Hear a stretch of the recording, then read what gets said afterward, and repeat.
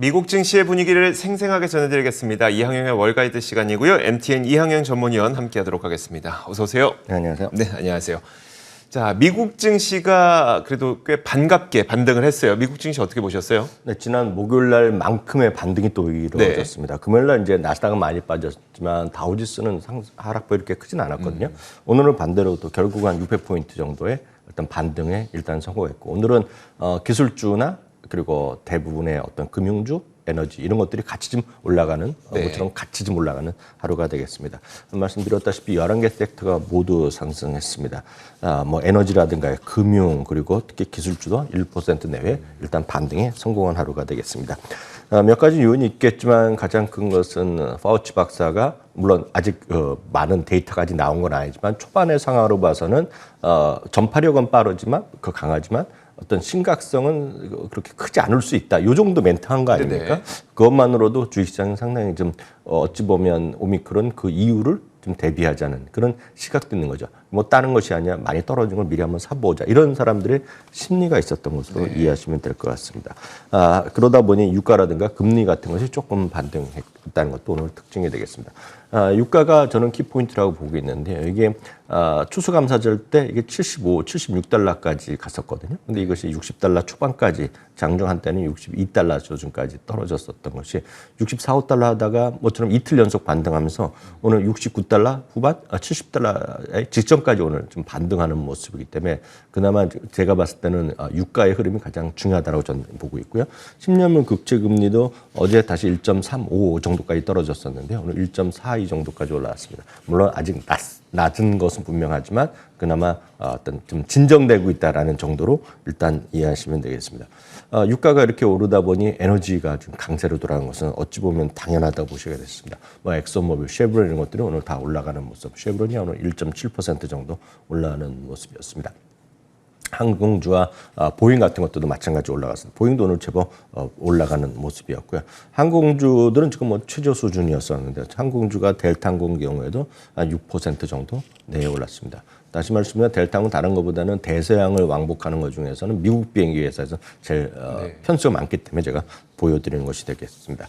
카니발 크루즈도 오늘 주가가 대폭 8% 반등했지만 이것이 무슨 제대로 된 반등이냐 이건 아직 아니죠. 왜냐하면 아직 갭을 메꾸지 못하고 흘러가는 추세에서 약간의 반등 정도라고 보시면 좋겠습니다. 네. 호텔은 한 두 가지 정도가 우리가 예상할 수 있게 볼만하죠. 한편에서는 카지노를 베이스한 호텔이 있고 아니면 일반 전 세계 호텔인데요. 메리엇 인터내셔널 같은 경우는 오늘 4, 5% 정도 오늘 일단 반등을 했습니다. 물론 아직 11월 초에 있었던 고점가는 아직까지는 거리감이 한 15% 정도 남아있겠고요.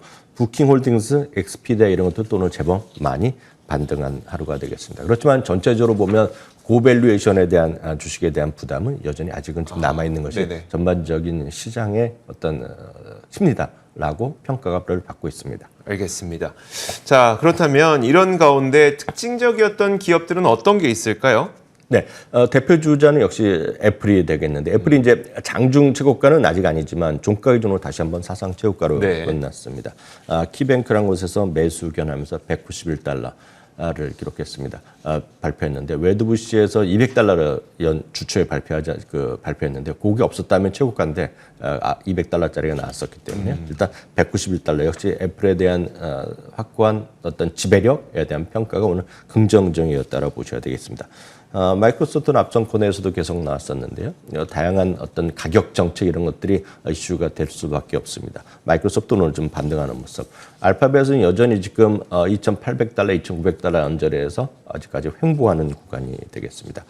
HSBC에서 메타 플랫폼, 페이스북이죠. 매도해서 중립을 올렸고요. 주가는 한 4%, 3, 4% 오늘 반등에 성공했습니다. 한편 오늘 여러 가지 증권사들이 최근 들어서 이제 내년도 전망하면서 각 담당 애널리스트들 입장에서 보면 내년도에 탑픽 이런 것들을 여러 가지 제시하는 것이 최근에 경향입니다. 연말이 되면서 이런 게 나오는데요. 코엔 증권사 애널리스트들이 2020년에 탑픽 리스트를 몇 가지를 계속 발표하고 있는데요. 반도체 중에서는 탑픽을 또 마이크론 테크놀로지를 쫓겠습니다. 마이크론은 오늘 한 1% 정도 반등하는 모습이었고요. 마스터카드도 탑픽 리스트에 포함됐습니다. 오늘 좀 3, 4% 오늘 반등에 성공했습니다. 한편 시티그룹은 2022년 반도체 주식 탑픽을 3개를 발표했습니다. 네. 그러니까 딱 순서를 1, 2, 3로 발표했고 각각에 대한 간단한 투자 레포트를 포인트를 지적하고 있는데요. 역시 반도체 장비죠. 반도체 장비의 대표 전 세계 회사는 서너 개가 있다. 여러 번 말씀드렸습니다. ASML이 확고한 1위고 그 2위, 3위가 어플라이드 머티리얼스, 램 리서치 이런 것들인데요. ASML이 이번에 탑픽에 들어가지 못했고요. 네네. 어플라이드 머티리얼스가 목표 주가 175달러를 제시받았습니다. 지금 현재 가격이 147달러거든요. 네네. 여튼 175달러의 목표 주가를 지금 받고 있고요. 다음은 램 리서치입니다. 램 리서치가 한 650달러 정도 수준에 와 있는데요. 목표 주가는 750달러의 목표 주가를 부여받았습니다. 근데 이제 대한민국에서도 지금 제일 많이 갖고 있는 주식 탑 10에 들어가는 거죠. 엔비디아인데요. 엔비디아를 350달러를 제시하면서 오늘 여전히 탑픽 3에 세 번째를 오늘 선정됐습니다. 다만 오늘 엔비디아는 큰 재미가 없었던 하루가 되겠고요. 한편 테슬라는 지금 사이버 패널에 대한 조사 이런 것들 때문에 오늘 좀 약간 또 부진했고요. 최근 들어서 네네. 보면 주식을 좀 계속 파는 거 아닙니까? 네네. 그래서 주가 이제 11월 주가 대비 20% 정도 떨어져 갖고 이제 베어마켓에 들어갔죠. 그래서 올해만 들어서도 테슬라가 베어마켓 들어간 것이 세 번째입니다. 그만큼 아시겠지만 S&P 500은 작년 3월 이후에 한 번도 베어마켓에 들어간 적이 없잖아요. 네. 그런 거에 비해서 물론 테슬라는 엄청 많이 올랐고 변동성 있는 주식이면 분명한 것 같습니다. 어찌됐건 테슬라는 오늘도 약간 흘러내리는 모습이었는데 오늘 테슬라 자체보다는 그 테슬라가 지난주 목요일 날 새로운 쉽게 말하면 ATV라고 혹시 아시는지 모르겠습니다. 여러분들 오프로드에서 예, 오프로드. 즐기는 사륜구동 오토바이 뭐 이 정도로 봐야 될까요? 그렇죠. 네. 제주도 같은 데 아, 네, 맞아요. 유원지 가고 해변에 가면 많은데요. 그걸 이제 지난주에 발표한 모양입니다.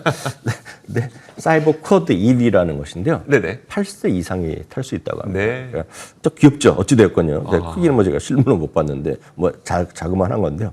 1,900달러에 나왔는데 나오자마자 솔드아웃 됐고요. 그 다음에 한 번 물량을 더 했는데 또 솔드아웃 됐다고 합니다. 아마 이거 우리나라에서 이거 나오면 우리나라에서도 직구하신 분이 꽤 계실 것 같습니다. 저 이거 영상 봤는데 네. 아빠랑 아들이 같이 타더라고요. 아빠 타도 탈만 하더라고요. 그래서 재밌어 그러니까 보였어요. 1,500달러면 제가 생각하기에는 엄청 싼 것 같습니다. 그러니까요. 제가 뭐 이거 잘 모르지만요. 네네, 알겠습니다. 좀 재밌는 소식이었습니다. 네. 그 톱니 이야기를 좀 해보고 싶은데 사실 불과 한 달 전에 연말 얼마 남겨두지 않고 뭐 시장 훨씬 더 많이 올라간다 이래갖고 놀래켰었는데 여전히 그 주장은 계속 이어가고 있나 보더라고요. 네, 맞습니다. 톱니는 이제 워낙 시장을 긍정적으로 긍정론자라고만 할 수는 없는 게 저는 이분을 예전부터 봐왔기 때문에 네네. 항상 시장에 대해서 자기 소신껏 얘기하고 특히 한국 분들의 입장에서 보면 약간 그 선호도를 가질 만한 것이 펀더멘털만 얘기하는 것이 아니라 테크니컬도 가끔 합니다. 그래서 네네. 한국 분들은 딱 입맛에 맞다라고 저는 이해를 하고 있고요. 물론 이제 작년 이런 팬더비 이후에 가장 적극적으로 좀 시장에 대응하고 맞췄다는 사람이 대표적으로 이 펀드 스트레스 탑니가 있고요. 그리고 이제 JP 모건의 마르코 콜라노빅이 잘 맞췄다고 지금 미국에서는 일단 평가를 받고 있다라고 보셔야 네네. 되겠는데요. 물론 이제 연말이라는 것 자체가 12월 딱 말 아닙니까? 네. 거래일 수로 보면 한 14, 5일밖에 남지 맞아요. 않았습니다. 얼마 안 남았습니다. 네. 그러니까 지금 주가는 지금 4,500 레벨 아닙니까? 오늘 뭐 좀 올라서 4,600 뭐 이 정도인데요. 그 고점 대비 지금 3%가 지금 떨어져 있습니다. 지금 S&P 기준으로 3% 좀 안 될 것 같은데 네. 연말 지수의 기본을 4,800이고 좀 웬만하면 4,900도 갈 수 있고 5,000도 멀지 않았다는 게 이번에 지금 최근에 소신인데 오늘도 마찬가지입니다. 4,800이 아주 쉽게 간다는 얘기를 네, 하고 네. 있겠고요. 가장 큰 일은 두세 가지 얘기하고 있는데 주식을 판 사람도 있을 것이고요. 최근 들어서요. 네. 그리고 대기 자금이 워낙 많다는 겁니다. 이게 보면 워낙 그거는 수치로 나오는 것이 개인들이나 법인들의 자금이 워낙 지금 사상 최대 수준 들어와 있습니다. 돈이 네네. 있거든요. 이게 MMFA가 뭐가 대기 자금이 있기 때문에 언제라도 살 수 있다는 것이 기본적인 이분의 시각이 되겠고요. 두 번째는 테이프링 속도가 지금 다음 주에 이제 발표될 거 아닙니까? 그렇죠. 그래서 네. 월간 지금 150억 달러씩 줄인다고 그랬나요? 네. 근데 지금 보면 2배 정도씩 빨리 할 수 있다. 그런 얘기가 지금 많이 횡행하잖아요. 네네. 근데 그런 것들조차 시장에 다 반영돼 있다는 겁니다. 주가에 반영돼 있기 때문에 새로운 악재가 없다는 것이 되겠고요. 세 번째는 이제 이분도 이분이 금융 전문가지 뭐 오미크론 이거 의학 전문가 아니잖아요. 그렇죠, 네. 그렇지만 그런 걸 충분히 말하면서도 지금 돌아가는 분위기가 오미크론이 생각보다 그렇게 심각하지 않을 수도 있다는 얘기를 하는 거고 사람들도 그렇게 생각할 거다는 얘기죠. 그래서 네네. 그러면서 이게 멀지 않았고 지금 당장 쉽지 않더라도 내년에 대한 기대감이 있기 때문에 여전히 연말 수준까지 매우 강한 랠리가 있을 것이란 얘기를 해두고 있다는 걸 참고하시면 되겠습니다. 알겠습니다. 자, 톱니의 이야기만 들으면 확 기분이 좋아지는데 네네. 저희가 그것만 볼 수는 없잖아요. 그렇죠. 다른 아이비들도 분명 이제 연말 전망 그리고 내년도 전망 이런 거 내놓을 것 같거든요. 네. 최근에 계속 업데이트를 해드리고 있는데 오늘 바클레이즈와 UBS 간단히 좀 말씀드리겠습니다. 바클레이즈는 이제 금년에도 보수적 시장관을 했던 것으로 유명한데요. 내년에도 마찬가지입니다. 앞서 탐리나 최근에 JP모건과 완전히 반대되는 얘기인데요. 공급망 이슈가 JP모건은 끝났다는 얘기입니다. 이미 지나간 얘기란 네. 얘기죠. 그러니까 이게 히스토리의 그러니까 역사 속의 뒤안길을 지나갔다는 얘기인데 여기는 내년에도 이게 계속될 거라는 얘기를 하고 있고요. 특히 자동차나 소비자 제품, 의류, 내수용 상품에 부족하다는 겁니다. 네. 이런 것고요. 소비자들이 소위 보복 심리가 많았잖아요. 보복 네네. 쇼비라는 거 많이 들으셨을 텐데 네. 이게 이제 더 이상 없을 거다는 얘기를 하고 있고요. 특히 이제 그 블랙락 같은 경우나 일부 UBS 같은 경우에서는 중국을 봐야 된다는 얘기 많이 합니다. 지금요. 네. 중국이나 이머징 마켓 봐야 되는데 이쪽은 완전히 다른 얘기죠. 중국이 하드 랜딩 한다는 얘기입니다. 그래서 소프트 랜딩이 아니라 하드 랜딩이죠. 이거 말이 그렇듯하죠. 홍다그룹 같은 거 지금 그러니까요. 거의 묻어날 것 같지 네네. 않습니까? 홍다그룹뿐만 아니라 또 중국 회사가 또 있더라고요. 네네. 제가 이름은 모르겠지만 많은 뉴스 들으셨을 겁니다. 그래서 중국이 하드랜딩 할 거다는 얘기죠. 이 상태에서 어떻게 주식을 사냐는 겁니다. 이 친구들 얘기는요. 그래서 목표 주가 4,800입니다. 지금 다 그래도 조금 위에 올려놨기 때문에 BOE는 4,600, 뭐 이 정도 4,400이잖아요. 네네. 그거보단 괜찮지만 4,800도 상당히 좋지 않은 거죠. 그러면서 임의 소비재, 뭐 예를 들어 자동차 이런 거 다 팔란 얘기입니다. 반면에 이제 팡 같은 경우만 조금 여전히 매수 의견을 갖고 있다라는 얘기하고 있고요. 흥미로운 것은 금융주나 헬스케어 비중은 여전히 확대된다는 얘기하고 있고요. 지금 최근에 많은 아이비들이 공통점으로 들어간 것이 헬스케어를 얘기를 많이 하고 있습니다. 그래서 네네. 헬스케어는 여러 가지가 있겠지만 그 중에서도 대표 ETF 같은 거, XLV 같은 게 있는데요. 그런 것들이 좀 안전할 것 같습니다. 헬스케어 비중이 상당히 많이들 얘기하는 거다. 그래서 저도 이제 내년도에 이제 유망 종목 곧 선정할 텐데 여태까지 헬스케어는 넣은 적이 없는데 내년에는 뭐라도 헬스케어를 하나 넣어야 될 것 같습니다. 네, 분위기가. 네. 그래서 딱 그런 것 좀 한번 이해해 주시면 좋을 것 같고요.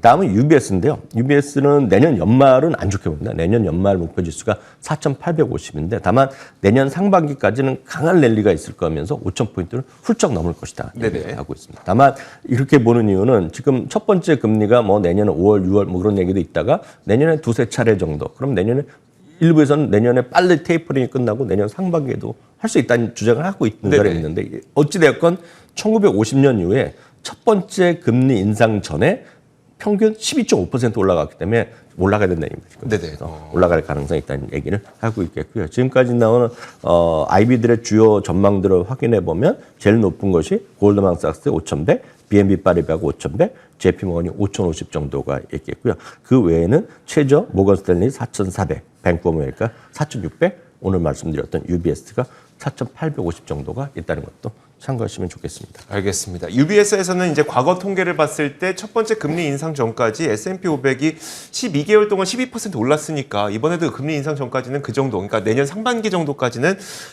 S&P 500 오를 거다 이렇게 전망을 내리고 있는 거네요. 알겠습니다. 자, 요즘에 이제 리비안이 한창 열풍이 불었다 이게 살짝 꺼지고 나서 본격적으로 아이비들이 좀 투자 의견을 내놓는 분위기인 것 같더라고요. 네, 이들이 뭐 약속한 것도 아닌데 네네. 오늘 이제 갑자기 다 실적을 이번에 레포트를 발표한 것이 주말과 주초에 일따라 발표했습니다. 네. 오늘 그걸 총정리해드리겠습니다. 전체적으로 매수 의견 좀 많고 중립 의견도 꽤 있고 목표 주가 편차는 최고가 170달러, 최저는 94달러 수준이기 때문에 편차가 매우 크다라고 보셔야 되겠습니다. JP모건은 중립을 얘기하고 있는데요. 성장에 대한 기대감은 이미 주가에다 녹아 있다. 반영돼 있다는 얘기면서 104달러를 제시하고 있습니다. 골드만삭스는 하드웨어, 그러니까 이 회사의 하드웨어 능력 그리고 서비스 그리고 소프트웨어 능력 매력적이라는 얘기입니다. 네네. 매력적이지만 실제로 그렇지만 중립 의견을 자기는 갖고 있는데 왜냐하면 자동차 업계의 속속상 새로운 어떤 진입자가 나타나서 시장에 참여해서 그리고 고객을 만족도를 있고 가기에는 먼 길이다, 어렵다는 얘기를 하면서 여전히 중립 의견을 얘기하고 기존에 좀 좋게 얘기한 적이 있었는데요. 네. 좀 중립 의견을 가고 있습니다.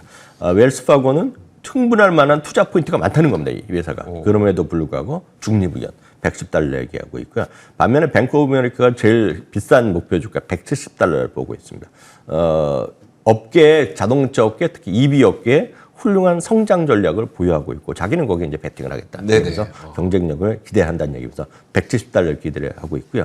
그 밖에 제가 한번 표를 한번 구성해 봤는데요. 여전히 골드만삭스가 90달러 제일 낮고 뱅크 오브 아메리카 170달러, 알비스나 로버트 베어드 같은 경우가 150달러 이상을 하고 있으니까 이거는 뭐 선택이거든요. 본인이 정말 이런 주식 관심 있으시면 진짜 뭐 장기적으로 갖고 계시면 될 것 같고요. 다만 이런 것들이 하루 이틀에 무슨 이게 10배, 수배 이런 거를 보시면 안 됩니다.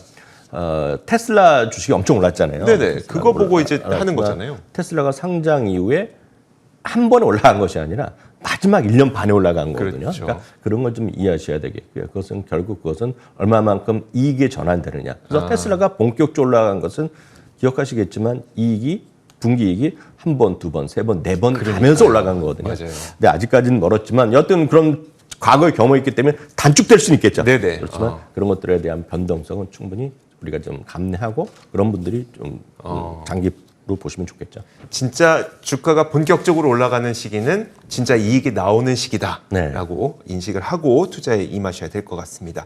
자, 이렇게 지난 밤사이 어떤 일들이 있었는지 미국 증시 분위기 생생하게 전해드렸습니다. 이항영의 월가이드 MTN 이항영 전문위원과 함께 이야기 나눠봤습니다. 고맙습니다.